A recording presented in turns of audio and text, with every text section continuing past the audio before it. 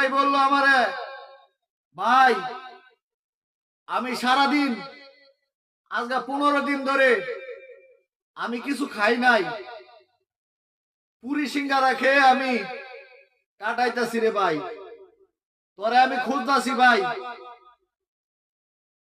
আমি পাইতাছি না কোনো নাম্বার তোমার। আরেকজনে ফোনটা বললো, রাসেল ভাই তোমার নাম্বার খুঁজে। এমন কান্না আমারে দিয়া, আমারে পাইয়া এমন কান্দা, কি বলবো, বাসা আর বলা যায় না। আচ্ছা 15 দিন ধরে বেলা রাস্তা ঘুমাইতেছে, বাসাত কেউ জায়গা দেয় না, কোনো জায়গা হয় না, থাকার কোনো কাজ নাই। এই রাসেল ভাইরা আমি উপকার করে আমি নিজেরে অনেক ধন্য মনে করি। রাসেল ভাইরে কাম দিছি, আমি নিজেরে অনেক ধন্য মনে করি। রাসেল ভাই বিপদে আসিল, অনেক বিপদে আসিল, আমারে পাইয়া রাসেল ভাই মনে একটা সাহস পাইছে এবং সামনে আগানির চেষ্টায় পাইছে। এবং আপনারা আমাদের জন্য দোয়া করবেন, আমরা যেন মানুষের পাশে দাঁড়াইতে পারি।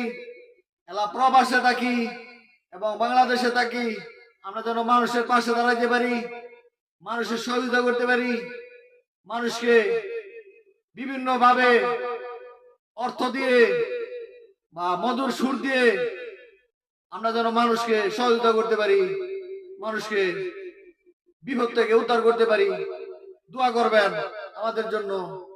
আর আপনারা ভালো ভিসা দেখে বাংলাদেশ থেকে আসবেন, মধুর কথা বলে আনবে, আপনারা মিষ্টি কথা বলে আনবে।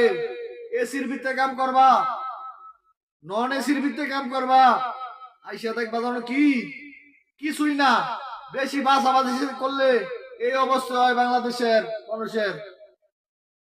অনেক বাসাবাসি করে, আমি এই কাম পারতাম না, আমি ওই কাম পারতাম না। বিদেশ মানে কষ্ট। আমি নাইমে আরামে আছি দেখা, আমি আরাম বানাইছি, অনেক কষ্ট করে আরাম বানাইছি। 1 বছর ঘুরছি, পুরা সৌদি আরব ঘুরছি 1 বছর, ঘুরিয়া পরে আরাম বানাইছি। এখন বয়ে রয়েছি কাজের জায়গা বসে আপনাদের মাঝে আমি কথা বলি, ভিডিও বানাই। ভালো কাজ পাইছি এখন, আমার সাদিক দিছে, মতিউর দিছে, সারা জীবন আমার মন রাখতে হইব। এই লোকে আমার কাজ দিছে, সারা জীবন আমার মন রাখতে হবে। যতদিন বেঁচে আছি আমি অতদিন মন রাখতে হবে। ফেসবুকে মতিউর রে বলছে, অনেক লোকই বলে ওর কি হয়েছে, ভিডিও বানা দি কান্দা কান্দা, মনের সুরে দুঃখে ভিডিও বানাই।